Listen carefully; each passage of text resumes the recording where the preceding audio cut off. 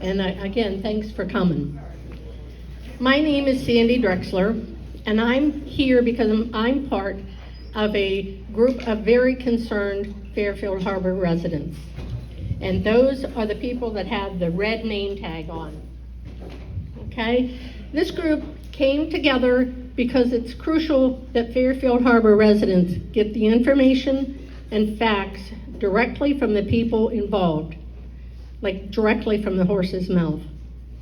This is not a POA event. The POA has absolutely no financial investment in anything that this group has done. This event, the brochures that you got this past week in your brown box, and future brochures that you will be receiving have been designed, paid for, and distributed by this group. Our objective today is to provide information and facts that hopefully you will take out and share with the rest of the people in the community. You're going to get a lot of good history, a lot of good information. Fairfield Harbor residents need to be well informed before we vote next week.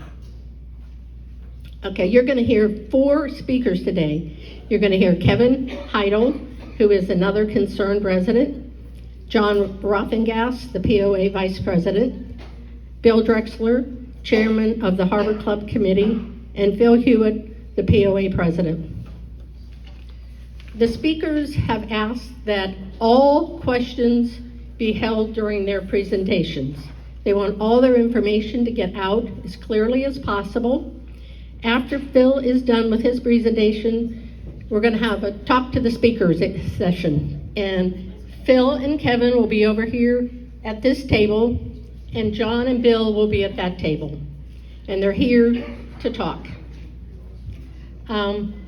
There's a cake back there and water that everybody's can share or have after the presentations.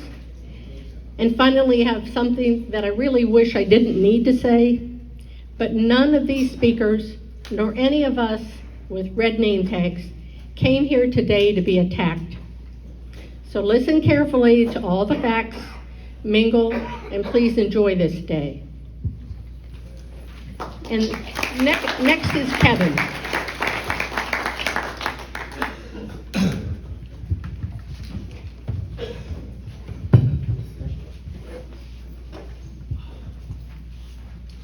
Is that good? Oh. All right. All right, can everybody hear me? All right, good afternoon, and I welcome everyone here to our presentation. Oh, okay. All right. Thank you for coming to our presentation. This information is important. You're going to hear some information here from me that has never been presented before. All right. I am a numbers guy. All right, so it's, a lot of people may not understand numbers as someone goes through them, but I'm going to try to give you a presentation, okay, that everyone can easily understand. All right, my wife Linda and myself, we purchased our property in November of 2016, right after the amenity purchase, the 385 purchase. We built our retirement home and moved here in June of 2022. Okay. I have 38 years experience in finance, operations, and management as a professional. I was a township manager, okay, for a New Jersey municipality with a population of 37,000, all right, and 14,000 taxable line items, all right. That's about 5 times as big as Fairfield Harbor, all right, and 10 times the size in population.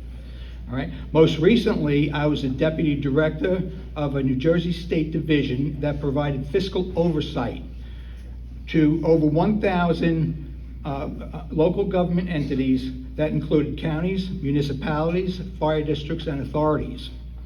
Okay. New Jersey is one of the strictest states in the country for oversight of this type for local government entities. All right. I began looking at everything back in November when everything seemed to kind of get out of hand and messages were put out there. And as a finance guy, you know, I'm looking at these comments. Okay, all right, I'm looking at these comments, all right?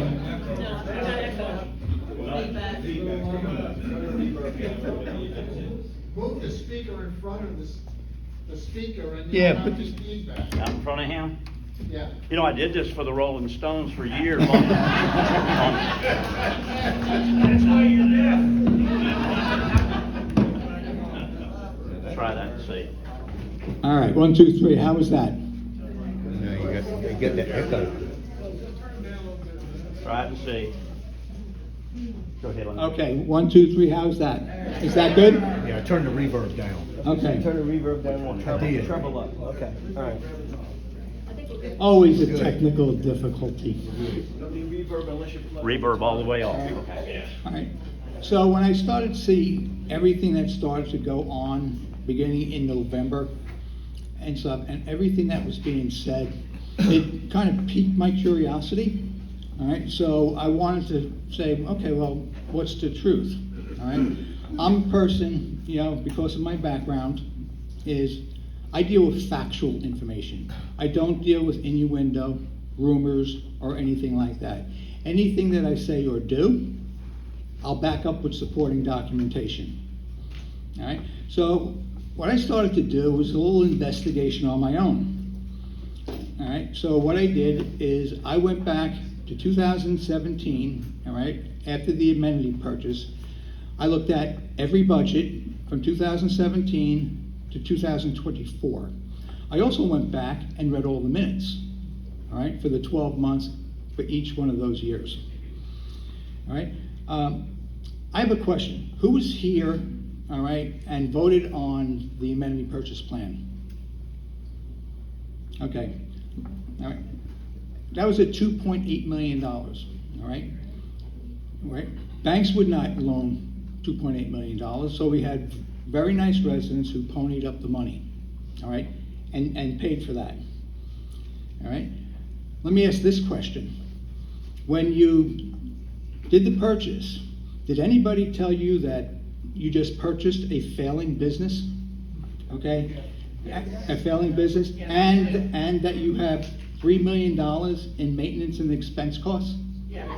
Okay, good. I'm glad they did that, all right? All right, so the big concern here is where's the money for the maintenance and replacement coming from? All right, in 2017, all right, there was a dues increase of $100. That $100 generates $280,000 a year. And what I'm going to do is everyone, where's the money going? I'm going to tell you exactly where that money went. All right, so I'm going to start off, first of all, even before I do that, does everybody understand the concept of dues and non-dues income?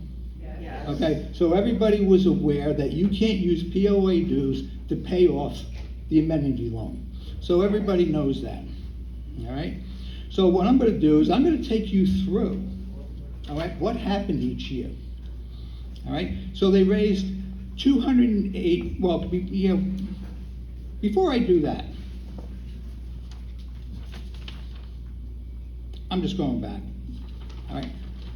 Even before that, I'm going to explain this to you, and then I'm going to get into the dues stuff, all right? So you inherited, okay, a failing operation and stuff, and the only thing that could really pay off that loan was non-dues income. Non-dues income comes from the golf course and the restaurant, and all these other line items, admin fees, they could be, fines collected, it could be receipts that you get for the rental of the marinas, all right? So you're getting a whole class of non-dues income, all right? Now remember, you can't pay off the loan with dues income, all right? So let me tell you what happened here, all right? And I'm gonna go through each year. In 2017, non-dues income collected was $885,000. Okay, between what they collected in amenity fees or for many operations, the cost, and what they had to do for the loan payment, all right, that comes to better than $1.3 million, all right, which is about a $450,000 deficit, all right. In 2018, all right, they collected $928,000, all right. The amenity expenses and the 385 loan came to close to $1.2 million, all right. 2019, they collected $927,000, over $1.2 million in expenses. In 2020, they collected $1.1 million, all right, and close to $1.4 million, okay, in expenses for the amenities and for the loan payment. Okay, in those 4 years, that came to a deficit of very close to $1.3 million. All right, so that's what you're sitting with there. All right, now, in 2021, all right, when Phil and John came on the board, all right, here's the numbers. In 2021, they collected $1.5 million, all right. The expenses for that, between the operational costs and the loan payment, all right, was close to $1.4 million, comes to about $160,000 to the good. All right, in 2022, they collected $1.7 million, all right, with expenses of 1.5 or so, and it's roughly about $186,000 to the good. In 2023, they collected $1.8 million, okay, in non-dues income. All right. However, all right, due to, you know, and this is an accounting term, all right, where they had to what's that word again? Thank you. Reclassify, okay, certain expenses. All right. So because of that reclassification, all right, they came down to roughly about $140,000 in the hole. Over the 3 years, okay, if you were to take a look at that, okay, the board was in the good $212,000. All right, that comes out to, okay, in the previous 4 years, an annual loss of roughly about $320,000. Okay, and under the new board, it came to being in the black $70,000. All right, that is a clear turnaround, okay, of a failing business. All right, so now what I want to do in total, all right, for the previous 3 years, 2018, 19, and 20, they collected just shy of, say, $3 million with expenses, okay, of over $3.8 million. All right, in the 3 years, okay, under Phil and John and the rest of the board, they collected $5.1 million, all right, and expended 4.5. So if you look at the difference in the 3 years from previous boards to this board, all right, they increased, all right, the revenue $2.1 million. And you want to know what that expense was over that time, the increase in expense? $705,000. So they increased the revenue 70%, all right, with only a 20% increase in the expenses. So they have a 50% increase over those 3 years. All right, so now what I want to do is I want to go through for you. Let me ask you something. Does everybody understand what I'm saying? Yes, and you're talking specifically about non-dues money, right? Yes, non-dues money. I'm not even going to touch the other, but I'll make a statement about that. All right, so let's take a look. All right, you had one increase in 2017, all right, of $100, all right. We collected $280,000, all right. The capital expenses, and capital expenses are such thing as, number one, they had to lease equipment because they didn't have equipment. That's roughly about $140,000. All right, they did some engineering work for the clubhouse, $45,000. All right, and they did some bulkhead patching. All right, So they spent roughly $235,000. All right, so they were in the good, $45,000. So they didn't overspend that year. In 2018, you still take that $280,000, all right, and they expended $414,000. That put them in the hole, $134,000. In 2019, again, they collected the $280,000. All right, and then they had, again, you had the boat launch, all right, you had upgrades to the Harbour Point golf path, all right, they did some minor repairs on the shoreline, all right, and basically that came to, and I didn't write this, oh yes, it came to that they overexpended another $41,000. In 2020, all right, again, you collected $280,000. All right. Well, again, they had the clubhouse demolition. All right. They did some minor repairs to the shoreline cart path. All right. And then they had to do some irrigation. All right, for the golf course. All right. That comes up to $225,000. All right. So they were to the good, $55,000. All right. In 2021, again, you got your $280,000 collected. All right, and they expended $340,000. All right, and that comes out to basically $60,000 overexpending. Okay, the dues that you put in. All right, in total, in those 5 years, you were in the hole $180,000 overexpended. All right, now I want to get to 2022 when Phil and John became board members. All right, again, you're collecting $280,000. All right, they expended $140,000. All right, leaving them positive $140,000. In 2023, all right, $280,000. They expended $370,000. All right, so they're in the hole, but they still had money from the previous year to be able to do that. All right, now in 2024. You still had that $280,000, right?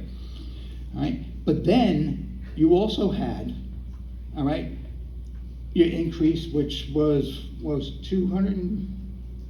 The increase total $220 something dollars, $222 was the increase. 122 of that, okay, is going to do the repairs. All right, so in essence, what we have is for the first year, in this year, we have $621,000 to do repairs. All right. When you look at the 2024 budget, there's roughly about $471,000 of that they're going to spend. All right. So they're going to have about $150,000 left over there. All right. So are you starting to see a pattern here? All right. Because we saw all the losses, okay, from the non-dues income. All right, we saw the over expenditures, all right, on capital expenses, all right, and when you take a look at the total for the 3 years, all right, they're roughly $50,000 to the good over those 3 years. So they have not expended, okay, over their means. All right. So let's take a look at the dues, okay? Let's start off with 2016. No increase, okay? I also discussed the $100 increase to everyone and where that money went to. In 2018, there was no increase. However, there was a $100 special assessment, okay, for Florence, if everybody remembers that. All right, and not special assessment. Yeah, it's not a special assessment, okay, but it was specifically there to offset the cost of Florence. It was a one-time shot. All right. So let me tell you about Hurricane Florence. Hurricane Florence, okay, they collected $280,000. All right. Our deductible on insurance was $600,000. All right. In addition to that, all right, there was about $270,000 in additional costs. All right. So you had $850,000, okay, in cost, you collected $280,000, leaving a difference of $570,000 where the money didn't come from. All right, the money wasn't there. All right, so you wonder, okay, if we're losing all this money, how do we operate? Well, you operate because you're keeping collecting dues. All right, and I even went back. Here's an example. Okay, I went back into the records from say 2013 to 2017. All right, and the way they were able to do that, okay, in some cases was they went out for a line of credit. All right, so they had a budget, they did their expenditures, they did not have the cash flow for the last 3 months, so they had to go out and get a line of credit. All right, so in essence, when you add everything up, all right, in those years from 17 to 2021 or 2021, all right, you had a loss of $2.3 million. All right, so now let's go into your next increase. Your next increase was $75. That $75, okay, generates $210,000 a year. Well, now we're 5 years into that, so that money, you collected $1 million, helps to offset that $2.3 million, okay, where there was no funds for. All right, so how do we still continue to operate? Okay, is that while we were losing money, all right, what's happened here now is that, again, we didn't collect the money, we had expenses, we had a failing business, all right, and if you take a look at how we have gotten better, we have gotten better because, from 2021, okay, to 2024, or 2022 to 24, all right, basically what we've collected, all right, was enough basically to cover. So we had a $2.3 million deficit, we collected $1.1 million, and a lot of that is now offset because they increased over 3 years $2 million. All right, so when people turn around and say, all right, that we're losing $1,000 a day, because that's a rumor that's out there. We're losing $1,000 down the golf course. Okay, that information, yeah, that was correct between 2017 and 2020. All right, we are not losing money because we've increased revenue. All right, and now for these 3 years, instead of being in the red, millions of dollars, we are now showing a positive, and we're in the black. All right. On the golf course? What? On the whole non-dues amenities piece of it, which includes the marinas, which includes the golf course, and includes the restaurant. All right. Now, I'm not saying that, there's still work to be done because, when you're dealing with finances, it's continuous, all right? Because we all know things change. Florence drastically changed what happened here, all right? So I hope that the message that gets across to you, okay, and not listening to the rumors out there that this board is losing, $1,000 a day or whatever, that is totally untrue because I just described to you where the losses came from and how Phil and John and the rest of the board had turned that around. All right? All right. Can you save your questions till after? Questions after everybody's presented. Can somebody turn the fans on? Do we need the fans on? Yes. Okay? All right. Just seems more natural. All right. So anyway, I thank you for your attention and for your time. All right.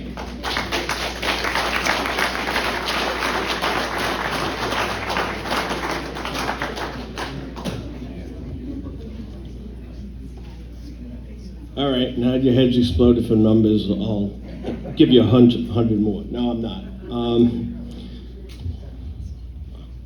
Good afternoon. I'm John Rothengas, your Vice President. Thank you for supporting us today. I'm gonna describe how we're able to turn the financials around. The question is, how many people here own a business? All right. The quite a few. If you own a business, you have your own business bank account, and you most likely have one or two of your own personal accounts that are separate from that. In 2017, when Fairfield became owners of the 385, the entire amenity budget was merged with the POA budget. The result of combining the budget did not allow the board to monitor the financial performances of the golf course or the Harbour Point restaurant separately. As Kevin outlined in his presentation, the results in not being able to determine the profitability resulted in $2.3 million in expenditures on an average of $460K loss per year due to the fact of not having enough revenue. As a result, Phil and I needed to address this problem immediately because we couldn't sustain this course. We decided we would separate the revenue and expenditures from the golf course and the Harbour Point restaurant into their own financial statements so that we could determine the financial performance. Now, this was a difficult task because you had to go through every revenue and expense account on your whole chart of accounts, and you have to separate them now into 3 separate entities, and they roll up into one summary. As a result, now we can better manage the golf course, restaurant, and the POA financials individually and respond to changes to improve them because you look at them as separate entities and not one big mess, okay? They still roll up to a summary so that you can look at your overall business, but you have a separate tab for each one so that you can look at them and say, what are we doing right? What are we doing better or worse than last year? And how can we improve it? The results for our 3 years on the board have shown a measurable improvement where we didn't overspend, to the rumors, our capital expenditures and for the amenities. Now combined, that's currently over $300,000 in a positive versus $2.3 million in loss, which is a $2.6 million turnaround, which is pretty good. In 2025, we're going to break out all the landscaping business in a similar function, create a 4th tab for that, because it's $500,000 annually, and we want to separate that so that all 4 entities can financially be efficient and still roll up to the grand summary of all 4 entities for the overall. Okay. To summarize, we've taken the largest expenses in the budget and drilled down to each cell, to each one of them to improve on the financial performance in each area. Now, this is what I've done my entire life. I graduated college with a BBA in accounting, and I've had a 40-year career in different private entities, defense sectors, government businesses. I had secret clearance for 6 years, which is very hard to get. If you ever had to go for it, you'll know. But as a controller and a senior administrator with a $30 million budget, this is what I did for a career for 40 years.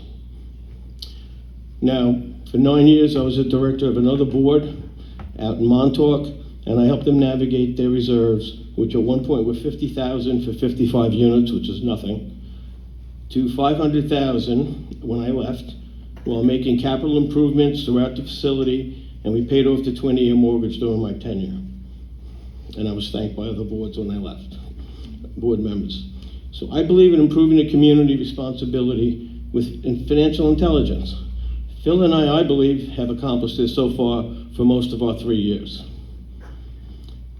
The new 21st Century Community Center, which we're calling the Harbour Club, I think would raise the quality of life at Fairfield Harbour to the level of the surrounding neighborhoods. If you've gone to Carolina Colors, you've gone to Taberna, you've gone to Riverbend, you've gone to Minnesota, everybody has nice community centers, and most of these are like 400 or 500 people. We have 2,000 homes. We've outgrown this firehouse, as I call it. Okay, this can be done with minimal investment while increasing our property's equities for the future, improving the quality of life for all age groups, and attracting new owners who will participate in the community. This is why I was elected to the board in the first place. Prior boards have approved the budget for this project and 3 one-time increases of $100 a year, and this year was the last year of that. We intend to complete this project in the near future. I like to finish projects I started. That's my MO, okay? My dad used to say, you put on this earth for a reason. You leave it a better place than when you were born. And I firmly believe that this community center, when it's finished, will make Fairfield Harbor a better place to live here and long after I'm gone for all who live here. Thank you very much, and Bill will give you a better understanding of the rest of the Harbor Point piece. Okay, thank you.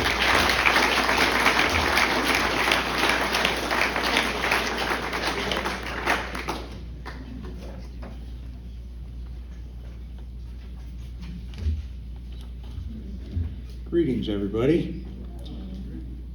My experience in Fairfield Harbor began in 1985 when I purchased a vacation condo here. I then moved here full-time in 1997. I have a little bit of experience, and I recognize some other people in the crowd that also have a little bit of experience. What I'd like to do is describe a brief history of our past and where we are today. The old Shoreline Clubhouse was opened in 1974. It was recognized by many publications as the grand building sitting on a majestic site overlooking the inner harbor. It was the focal point of our community. It had seriously deteriorated under the ownership of Mid-South and was torn down in 2020. In recognition of the history of the old building, the main gathering area in the new building is designated as the Grand Hall. Most newer residents are not aware of the background over the past 19 years and the necessity for a new and larger clubhouse. We have approximately 62 organized social clubs as of today. Some are small with 10 or 14 members, some are larger with 40 to 60 members, and some, like the Sailing Club, have hundreds of members. Our current facilities are unable to accommodate all the events, and scheduling a space a year in advance is not practical. For many years now, we have had to rely on venues in New Bern to support the activities of larger groups for Christmas parties and annual parties and things of that sort. In 2005, the Shoreline Clubhouse was then owned by Mid-South, and it was closed. The POA board developed a specific list of requirements for new amenities and spaces to satisfy our needs then and well into the future. Our firehouse, I'm going to refer to this building as the firehouse, was outdated as well and did not meet the needs of our growing community or the volunteer fire department. In that same year, the POA hired architects, and plans were developed to do a major renovation and addition to this building, which would become our community center. The new firehouse would be built to the north over there in a separate building to accommodate moving the firehouse out of this building and over there. This would be the new community center, this total 7,200 square foot building. Construction bids came in for that project, that promotion, and the cost of that was about $2 million. So there's a number floating around in the community about $2 million, and that's where the $2 million started out for the community center. The architectural fees for just that project amounted to close to $300,000 if we went through and did all the working drawings and went through with the building of the project. The actual architectural fees paid for that work that they had done up to that point was about $5,800.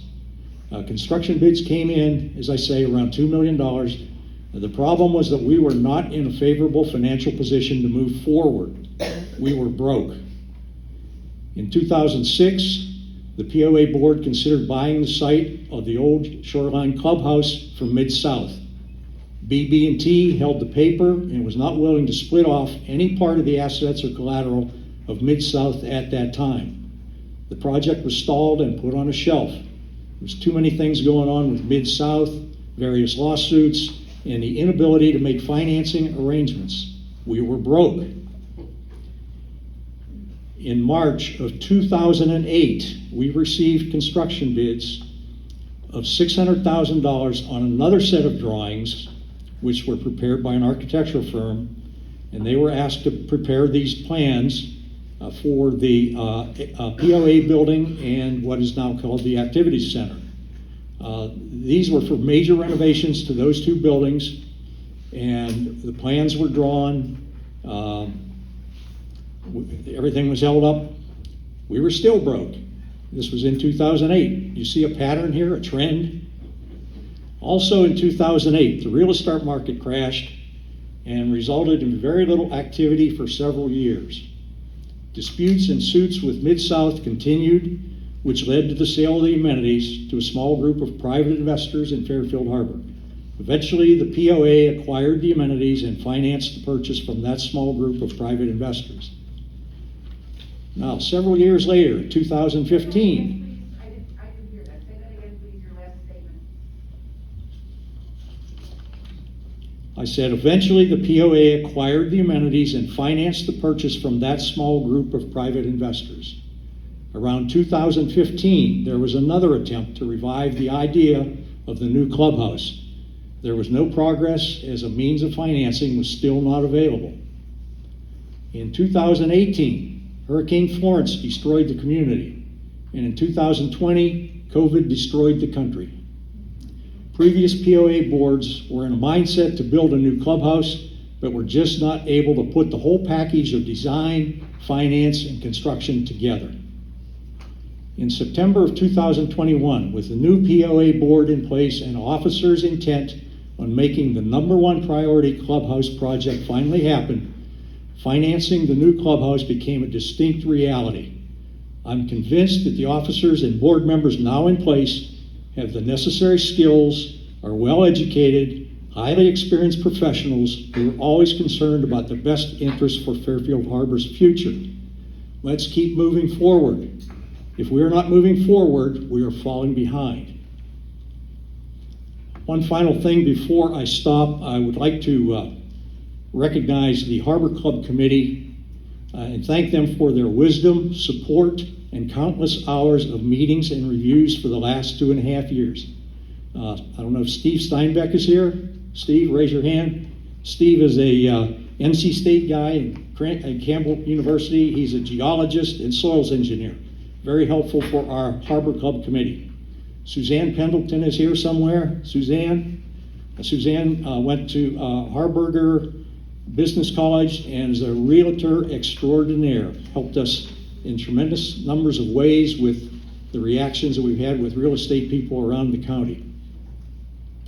John Rothengast was from St. Bonaventure, and he's our POA liaison and finance person.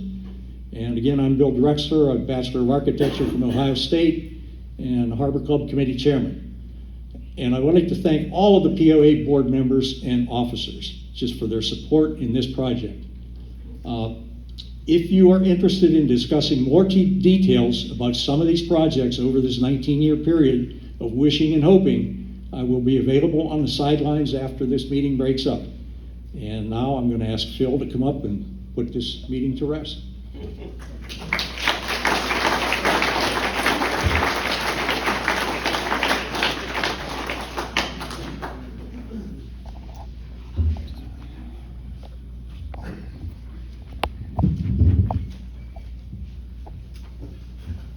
Thank you. Thank you all for coming out, as Sandy said, on this beautiful day.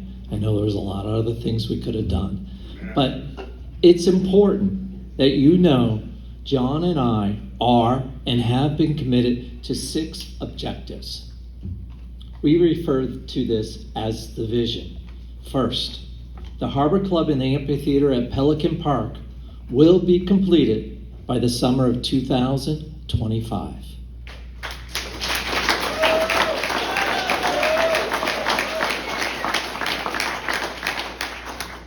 Second, the Harbor Point Golf Club and the Point Restaurant will become self-sufficient. In 2017, the golf course and the restaurant cost each lot owner over $235 of their dues. Okay? In 2023, we got that amount down to $30 per lot owner to have a golf course and restaurant in your backyard.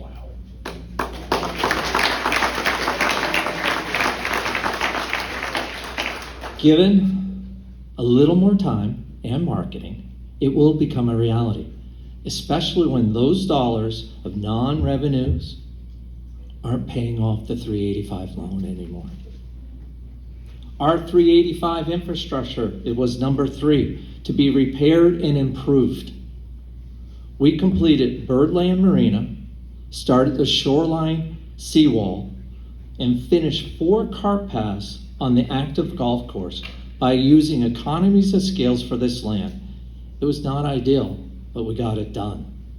Now that actual funds are allocated specifically for the 385 instead of siphoning off from other maintenance issues, we will put in place long-term contracts to finish the shoreline marina, the finger docks, the remaining seawall, and the cart paths. 4th, fiber network will go live this summer at our entrance. Okay? This means we will always know who is coming in through our gates via technology. Over time, we will have visibility and control of all of our common areas from one location. As our community grows, we will be ahead of the curve. The 5th one was increase our reserves in insurance umbrella policies to reflect a neighborhood that faces coastal risks. And the 6th one was to focus on a long-term commercial lease on the property on Highway 55 and short-term rentals for small businesses in the current POA office and activity building once the Harbor Club is completed.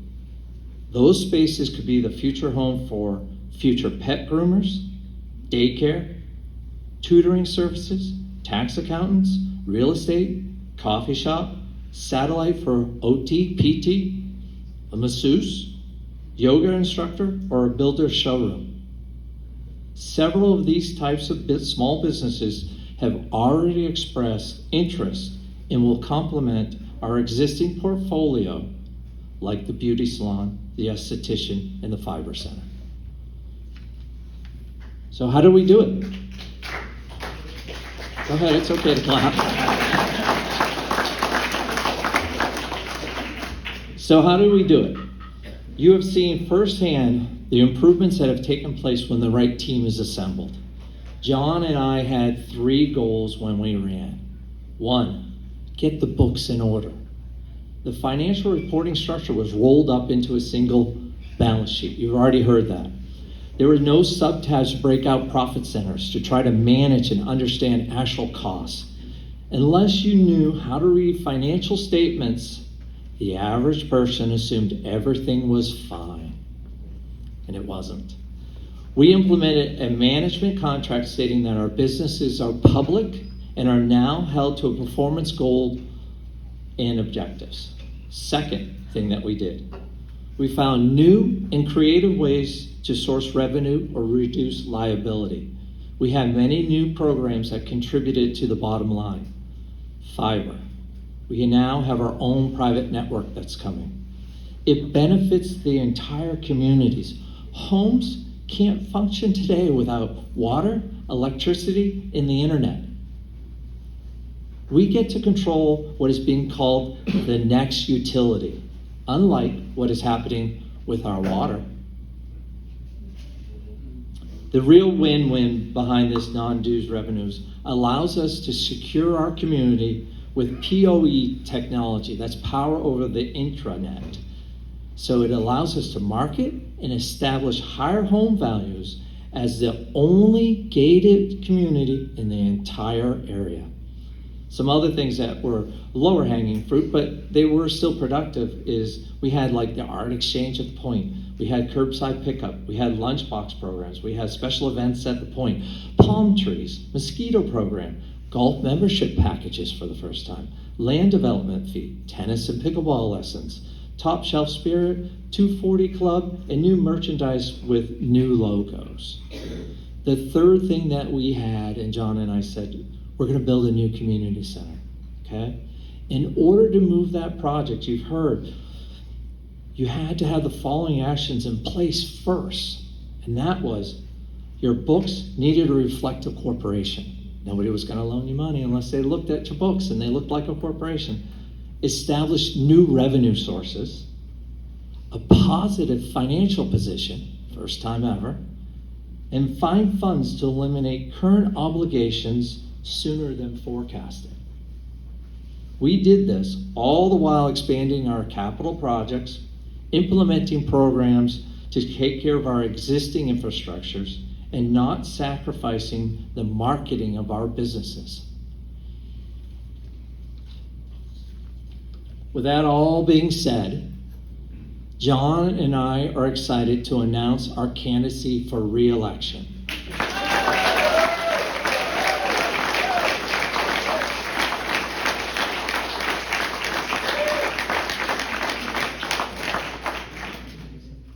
You might ask, among all this controversy, given this thankless volunteer position with so many nasty untruths hurled at us by people hiding behind their keyboards, why? Because we love the harbor. We live here, and the job isn't finished. Plus, if you know me and John, we don't scare easily. And we see the bigger picture. Nothing will distract us from completing this vision. We are the executives you need going forwards. We have assembled the best team to accomplish our next goals for Fairfield Harbor. The same two people who negotiated the terms with the architect, the builder, the bank, the fiber company, management, and security need to be in place to carry out the vision, or you will have chaos. Management continuity is vital at this time. For those of you who don't know me, I was an executive for a nationwide healthcare company with over $1 billion in annual sales. As a senior level manager, I was responsible for a $45 million territory. This comprised of multiple states and hundreds of employees in a highly specialized field. The broad description of the position encompassed budgeting, forecasting, strategic growth, personnel, acquisitions and mergers, real estate purchases, build-outs, negotiations of lease agreements, and employee career development while maintaining historical EBITDA, which basically means profits. Who was that company, Phil? What's that? Who was the company? I'll talk to you afterwards.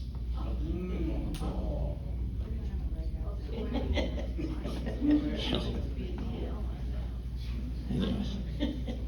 The bottom line was to have a vision and to motivate the individuals to reach the same objective within a specific time at a fixed cost. Makes things happen now and do it effectively. I'm a strategic thinker who can navigate the details efficiently and decisively. My wife and I have committed to the harbor. This is our forever home. Community is everything to us. Without growth, it withers and it dies. Trust me, we left a neighborhood because of this very problem. Change can be scary, but we can control its impact for the positive in our future together. Please vote to keep this vision moving forward by not removing any directors at the special ballot this next weekend and re-electing both John and I for a second term at the regular election. And I'm going to leave you with this one thought. Without continuity, there will be stagnation. Thank you. Thank you very much. Sandy?